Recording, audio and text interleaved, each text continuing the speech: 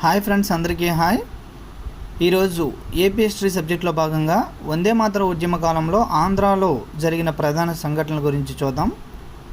అందులో ముఖ్యంగా మనం చూసినట్లయితే మొదటిగా రాజమండ్రి కళాశాల సంఘటన. రాజమండ్రి కళాశాల సంఘటన ఎప్పుడు జరిగింది అంటే 1907 ఏప్రిల్ 24. తర్వాత చూసినట్లయితే కాకినాడ దొమ్మి కేసు 1907 మే 31.